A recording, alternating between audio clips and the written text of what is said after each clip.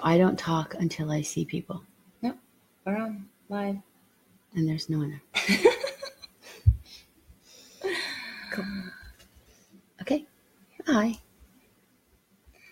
Yes, so, my eyebrows not there. Oh, Isabel's here. this tells you you're live. Oh. Say hi. Hi. Hi, Isabel. So glad you could join us. Thank you so much. I'm excited and nervous and never done this before, so I'm winging it with a lot of help from Heather. I don't need to introduce myself to you, so if we get some messages from someone we don't know, I'll start introducing myself. But in the meantime, feel free to ask a question, and I'll answer it. And hi back.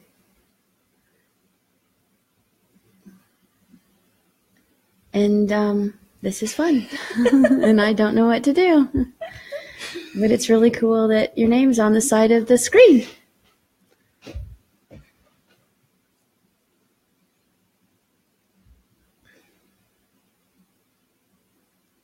Sophia's here. Sophia's here? Hi, Sophia. I'm so glad you're here. I wish I could see you.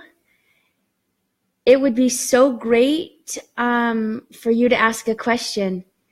You know, it's funny because when I'm talking, I'm looking at myself on the screen and it's slow, so it's funny and kind of hard.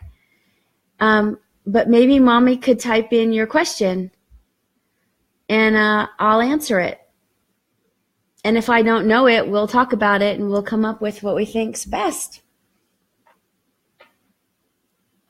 She's coming by tomorrow.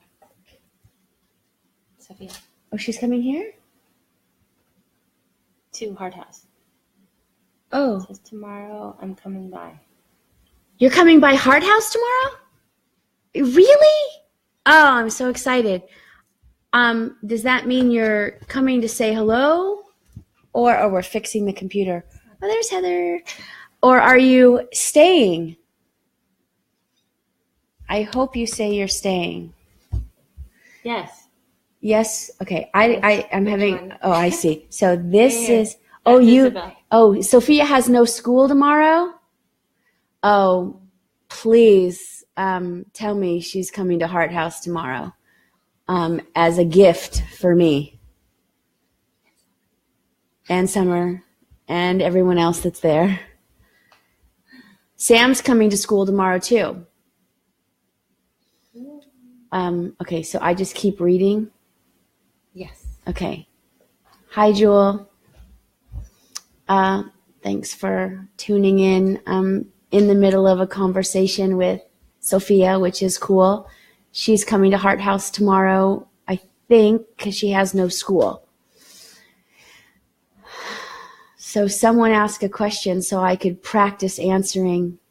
Hi. I have to read and talk and look at myself and not feel self-conscious all at the same time. And there's 200 things on my mind while I'm doing it.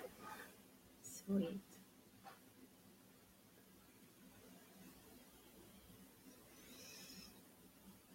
Okay. All right. So ask me a question. Like, why did the cookie go to the doctor?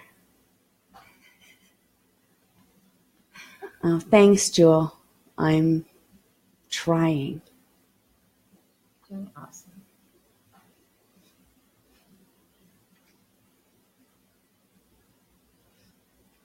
Okay. Oh, no. Okay. If any of the three of you care about me, you will ask a question right now.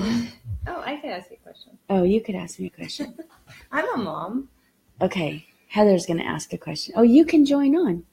I can. And oh, yeah, and then everyone can see your question, I guess. But they can also hear me. Oh, okay. Then watch what you say. Right. Oh, they can hear me too. Mm-hmm. Okay. I'll have to get the hang of this before I out myself.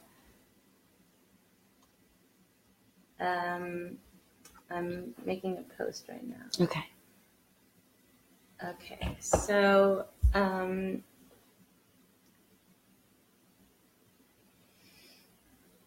how do you see into your kid? Okay, Heather's question is, how do you see into your kid? Okay, and Isabel's question is, Brianna, it's about Brianna. Brianna, when she doesn't get her way, she says, you're not part of the family, you're angry. Oh, okay. So I'm going to go to Isabel's question. Yeah. Is that okay with you? Yeah. Okay. Okay, I figured you wouldn't be too disappointed. So, hi, Isabel. I'm glad it's just us. This is a deep question. This is a really cool question. It's pretty deep. So to remind you that it's so weird to like look at myself while I'm speaking. Do you want me to block you? Oh, no. Heather's covering up my face, which is even weirder. Okay. Step 1, remind yourself that when your child says something to you, when you want to react, when it might hurt your feelings, when it looks big, when it looks patterned, when it looks sad, that you are witnessing a play in front of you. And step 1 for the parent is you need to read the play. So let me go back to your question. When she doesn't get her way, she says you're not part of the family. So when she doesn't get her way, it sounds like she's trying to tell you to what? Think about it for just 1 second, because I know you know it. I'll give you a sec. Okay. When she doesn't get her way, she says you're not part of the family. So she's pushing you out. She's telling you to go away. So she's setting up a power struggle with you. And by telling you, if I don't get my way, then I'm going to say something in the attempt to hurt your feelings, to make you feel bad enough to give me my way. Because right now, Mommy, the only time I'm wanting to be, and maybe comforting or loving to you, is when I'm getting what I want. So, all that being said, the play in front of you is some entitlement and some anger.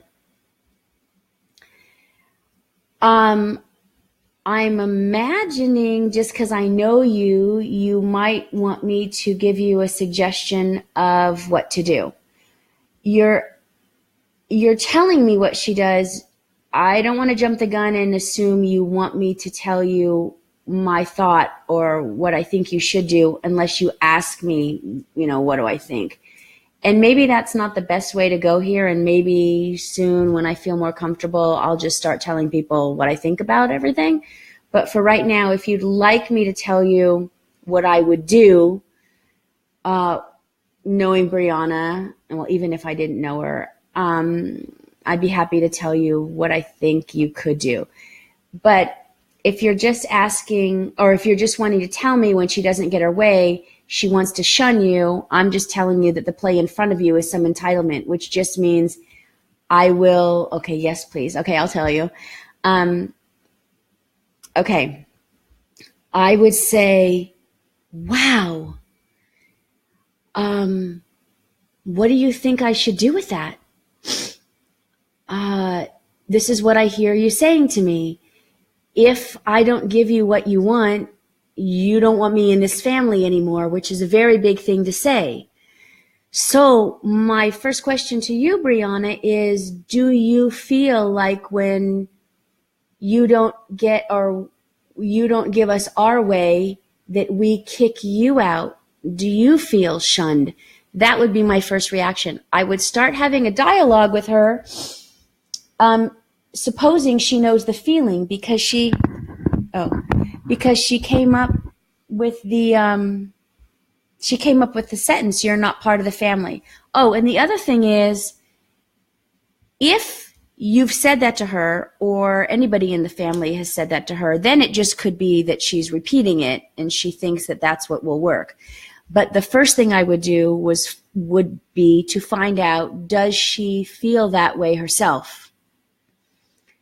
So could you let me know if you've tried that, or do you think she feels like she's not part of the family sometimes, or that she gets pushed aside, or when something's not going right? Do you think that this happens to her, I guess is what I'm asking. And Jewel, how am I doing now? Am I like running on? Am I talking too much? This feels really cool that it's just the two of you right now, but how am I doing? How am I doing? You're doing awesome. I am? I'm not rambling or saying too much, or am I too loud? Okay. Still great. Oh, thank you. Yeah. It'll get easier. Okay, yeah. No, this is perfect. This is perfect. No, shut up. I don't think so. I think it's more. You think it's more entitlement. Okay. Okay, I look nervous, but I'm doing okay. Okay, you're right. And my nerves are like a self-conscious thing, more about how I'm sounding, not about the information I'm giving. So that's good feedback. Thank you. Okay, so Isabel, you're saying that you think it's more like she's feeling entitled. Is the thing that she's feeling entitled to when she said this to you, is it something she is entitled to and she's just trying to spark a reaction from you or get something from you because you seem absent to her? Or are we talking about, being at the store and you telling her she can't get a toy? Can you let me know what the content was for this one, just so I don't give you the wrong feedback for her?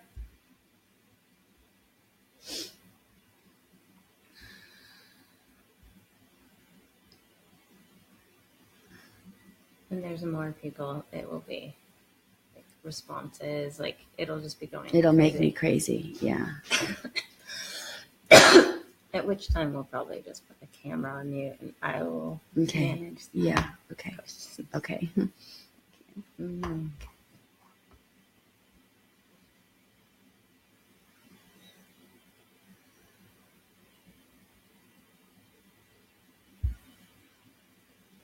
I also wanted to ask you, does she say this to anybody but you?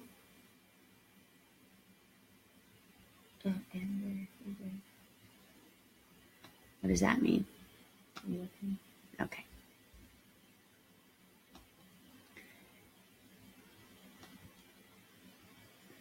Okay, so are you moving it up? So, okay, Isabel. Okay. Playing children music in the car, and I would say no, is just me and her. Okay, so she doesn't say this to anybody but you, and you're playing your music in the car, and she wants you to put her music on, or she just wants you to turn her music on, and you say no, and she says you're not part of the family. I probably would say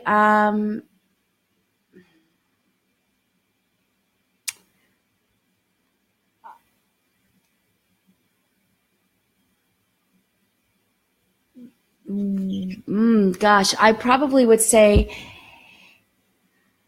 that sounds like a small thing to kick me out for.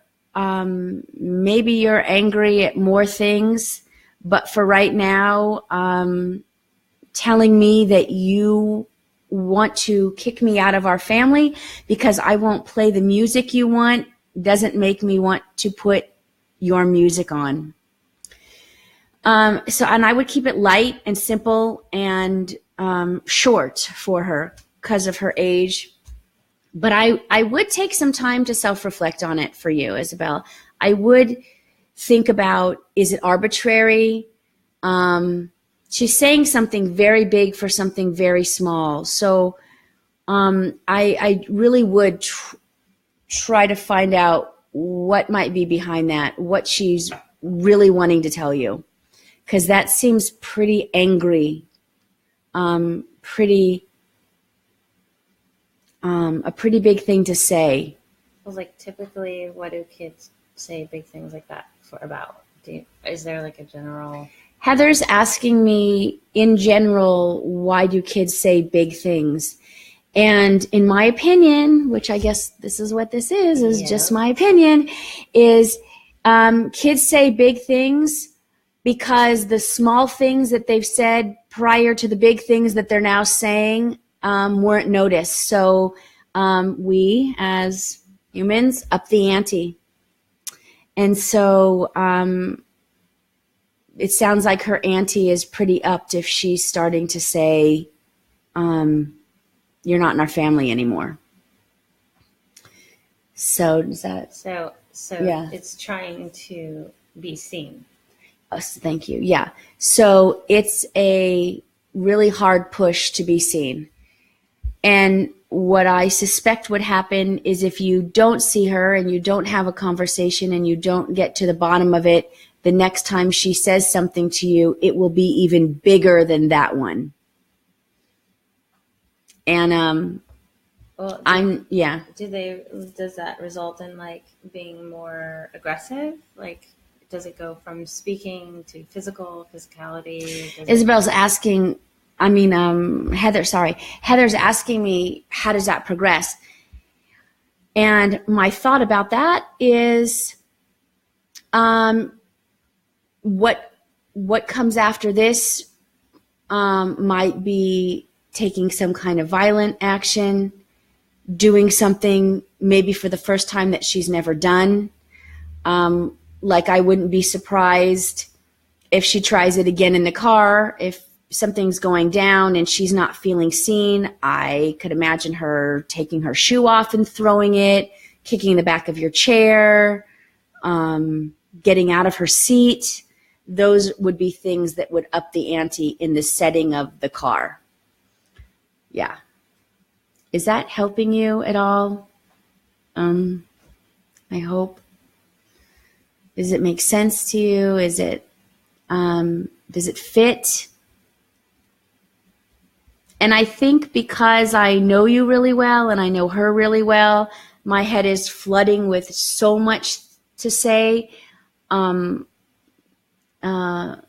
Maybe on a more of a private space. But for right now, I guess what I can give you is show her some nurturing and some empathy to start and see if you can get from her what she's feeling or what she's bothered by. Does she ever get to choose the music in the car?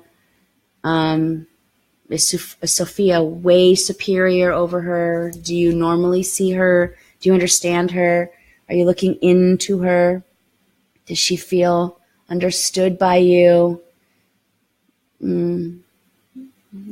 Take a really good look at why is my daughter telling me she doesn't want me to be part of the family anymore. Yeah. Okay. Hope that helped. Okay. Okay. So how do you see into a kid? Oh, how do you see into a kid?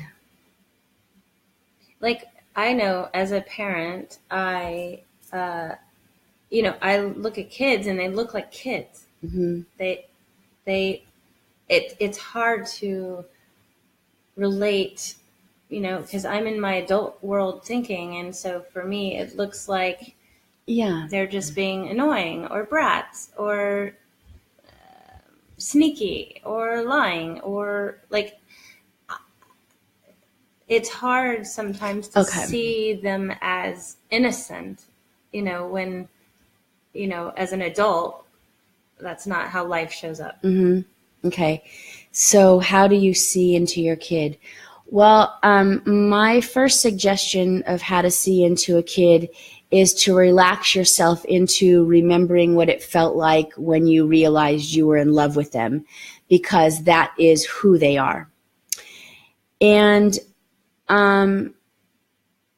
we, as parents, we don't spend much time seeing into each other as grown-ups. We look past, we look at the surface. We don't really want to go too deep.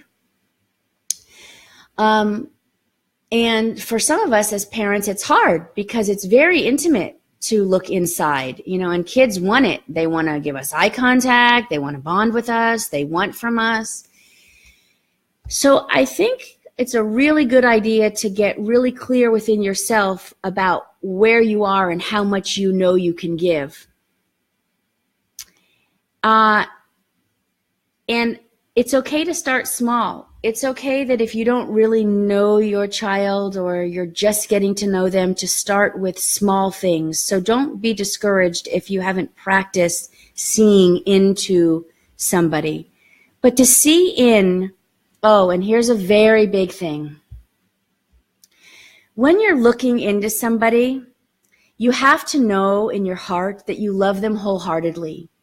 Because you might have to say some big things, some things that sound mean, some things that are disciplinary. Because it's our job to teach lessons, and it's our job to give feedback, and it's our job to stay in the truth, even if it's an adult. And so it doesn't always look pretty. So the main thing to remember is that what you're offering to them as you're looking in is your true, wholehearted love, first and foremost.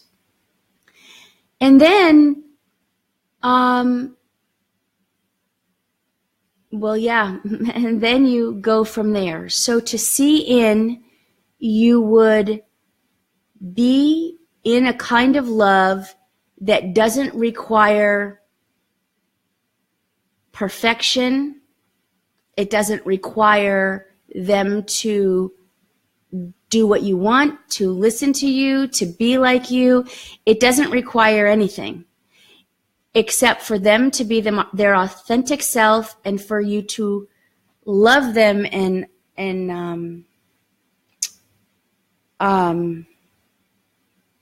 be willing to, I think what I want to say is be willing to go head to head in what you see and what's true, regardless of how it's going to feel.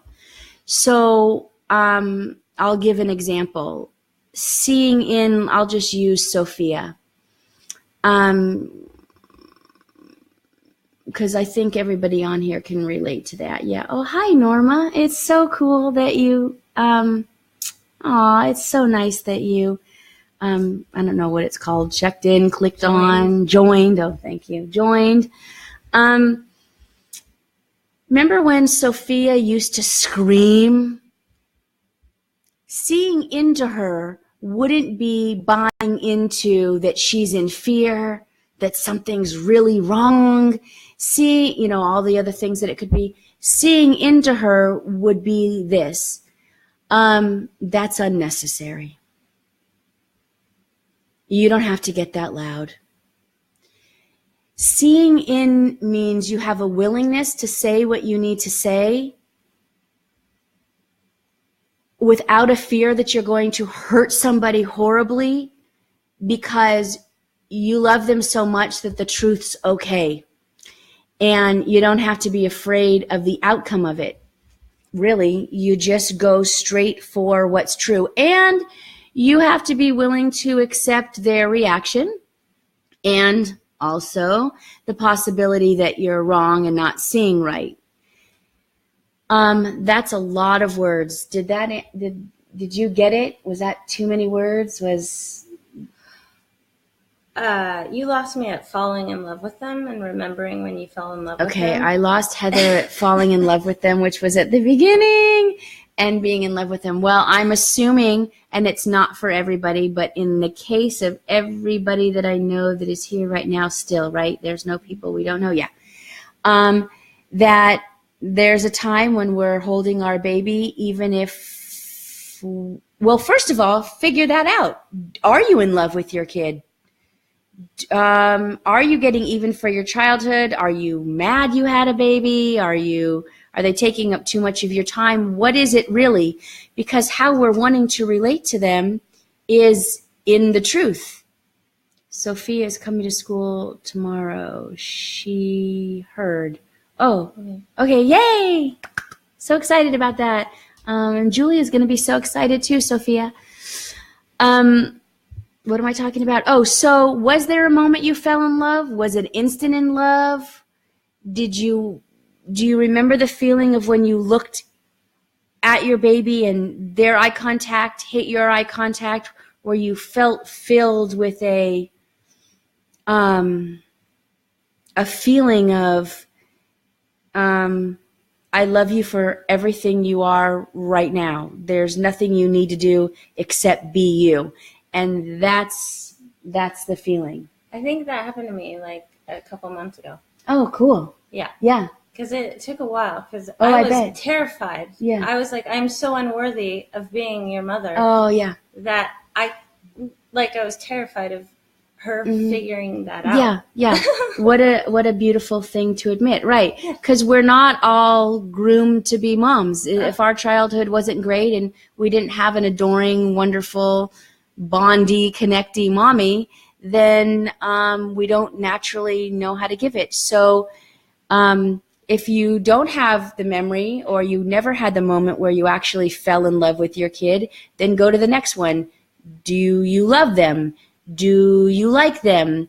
Is there something that you can identify with that is a cord of connection between the two of you that says, whoever you are without any of my influence, just the you that you are, no matter how much I don't like the things you do or get angry at your behaviors, the you that you are, I love. That's what we're looking for. Yeah, I think for me, it's realizing, oh, she's a human being. Right, she's a human being. She's my family. Yeah. And everything that I'll just talk to you. Yeah. Everything that you are doing to her is putting a mark. It has an effect. It matters. Right. And if it's under the umbrella of love, then you could be giving some sometimes and taking some away. And as soon as we feel like some of it's going, then we get angry or upset, or we say something big, or in my case, we threaten, we do what we've learned to do when we think something there is going wrong. So, maybe going back to Isabel's question about in the car, maybe you want to think about, were there things happening days before or patterns of behavior that the two of you have in your relationship that could cause her to feel so on the outside that she's attempting to put you on the outside? Okay. Whew. Sophia Julia says, yay. You can read that. Oh, never mind. You guys can all read it. Okay. Okay. It is so good that it's just us. This is cool. I mean, yeah. It's cool. Step one. Yeah. I think I can not elaborate so much. I think I can make my answer. I can simplify them. I don't need to feel like it's my one shot. I have to save the child of whoever you're asking. You talk in a way that there's so many elements to it that it's almost like a algorithm that you're trying, for me, it's like I'm trying to process and have it make sense in my world, because like I said, when you remember when you fell in love with, and I was like, oh my God, I have to remember it. It was recently. I mean, so then you have to backtrack. So I do think the back and forth is good. It's the lag, and being able to understand their answer. But what's cool about this is they have to condense their answer because they're typing, so they can't go on and on and on. Okay. You know what I mean? Yeah. Okay. So I'm doing right now. Okay, Sophia says if she doesn't want to share something that is hers, Brianna says, I'll take something from you, and she does take it. Thanks, Soph. Let's for sure work on that together tomorrow, just so I can tell you, that, I'd love to be with you and Brianna in that situation tomorrow at school. So please remind me. Okay, let's see. Let me make sure I've got it. If you don't want to share something with your sister, then she says she'll take something from you and then she takes it.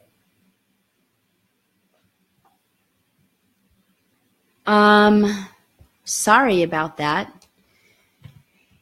It sounds like Brianna thinks she can do whatever she wants to do.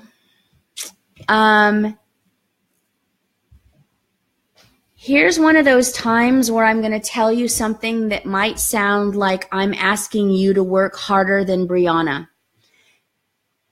And I'm asking this of you because you're older and you have more experience dealing with people than she does because you've been on the planet for a longer time. So my thought about this is you could say something to her like,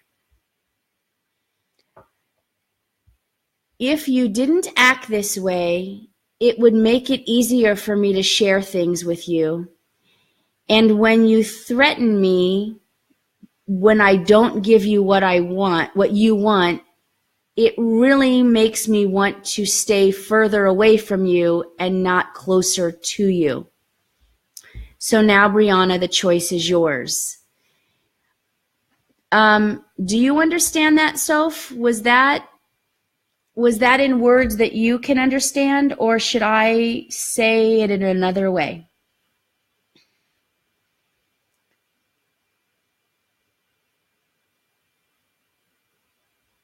Okay, so you're saying yes, so you understood it. Okay, but tomorrow, let's do a play, and you can be the older sister, and she could be the younger sister, and we'll play this out, and then you can switch roles, and we'll play it out, and let's try to nip this tomorrow.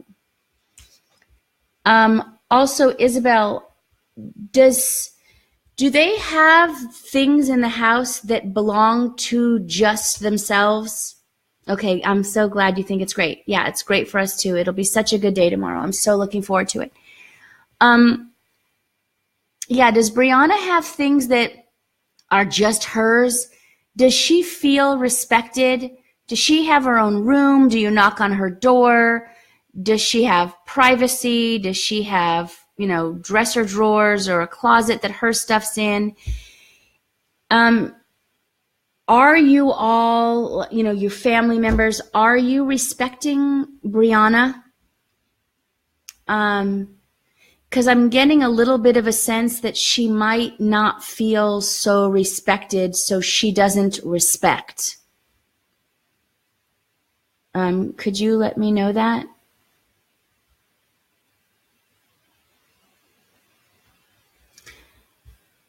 Yeah.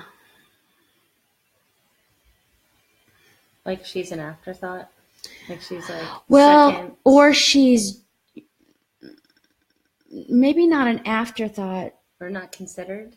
Yeah, not considered, or doesn't have a say with her own things. Because if they're two sisters that share everything, or because Sophia's older, yes, some things, but not all that you mentioned. Okay, so she might not have her own room or her own. I'd investigate, like do an inventory maybe on what it's like to be Brianna. Are there so many things that are not hers that she has to ask for so many things? Do you have things in your home that's universal that, everyone uses?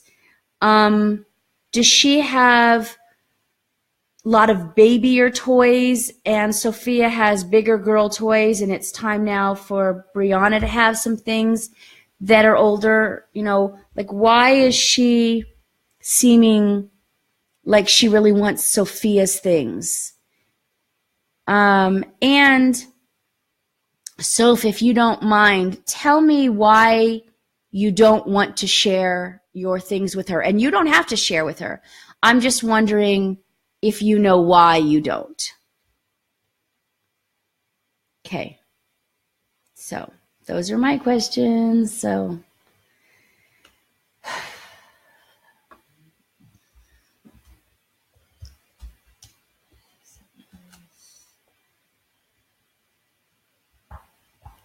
okay.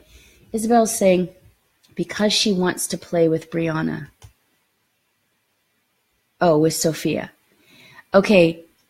I don't blame her. I'd want to play with Sophia too, because Sophia is so much fun to play with. So, Soph, are you ever interested in playing with her? When you don't want to play with her, do you let her know what the boundary is? Are you offering? Do you feel kind and loving and considering to Brianna?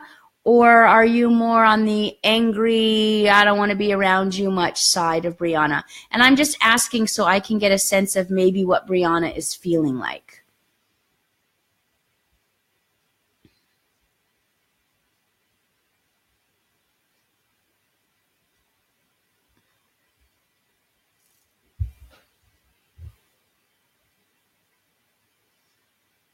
Okay, Isabel, you're saying angry. Okay, so Sophia, you're more angry at her. Well, I wonder how long you've been angry, and I'm sorry you're angry, and I know it's really hard to be angry. It's the worst one, especially when you love someone but you're angry at them. It is really hard to be angry. It doesn't feel good, and it can last a long time, and I get it. So have you processed with her what you're actually angry about? Have you let her know what she could be doing that would maybe repair the anger you have? Do you need help from mommy when Brianna's around? Or are you feeling like you're too much in charge of you and Brianna and what's going on without mommy? Can you help me to understand that?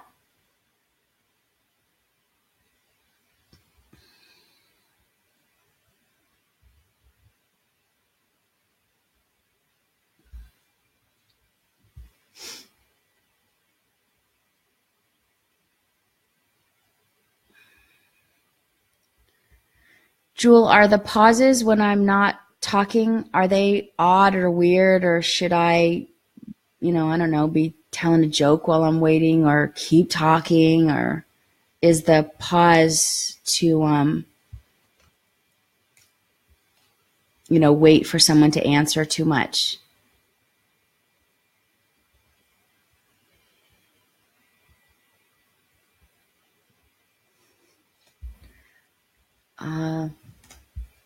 I feel like we're passing notes. Feedback. Because, okay. Yeah, I think when there's more people, there's going to be multiple questions. Right. Can wait. Okay, and so just answer another question while they're getting back to you. Okay, got it. Okay. Yeah. Oh, wow. So I'll have to really be paying attention. Okay. So right now I'm kind of waiting to hear from Sophia. Have you processed any of your anger? Okay.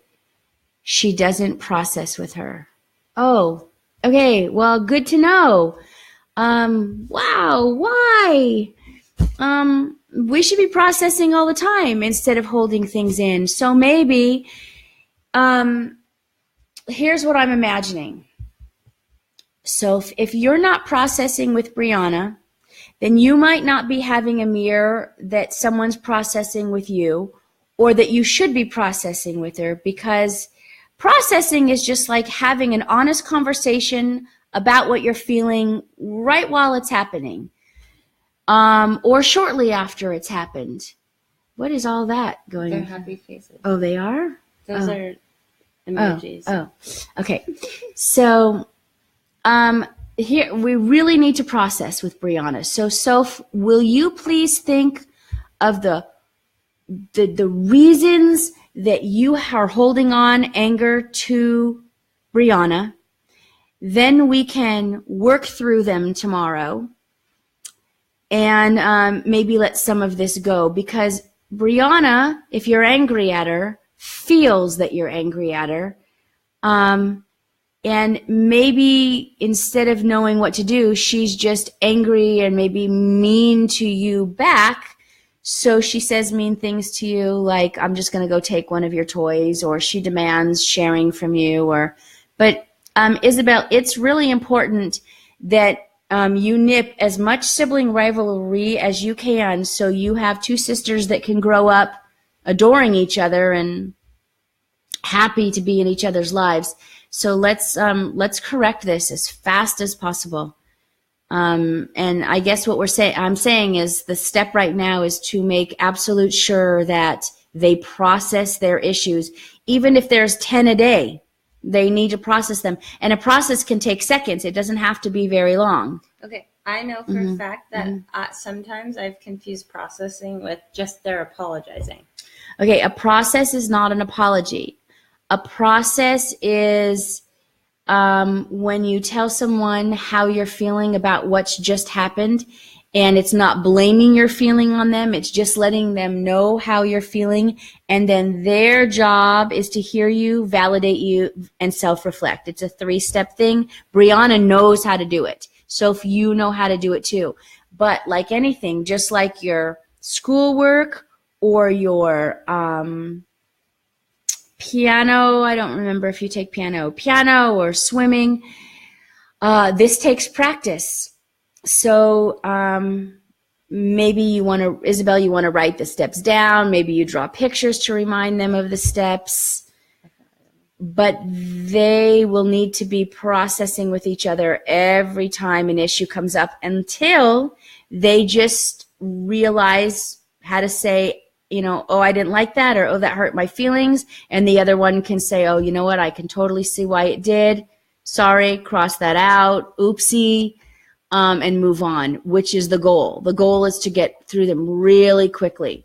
But for now, to be able to get through things quickly, both people need to be really understood. Okay, so what's the process again?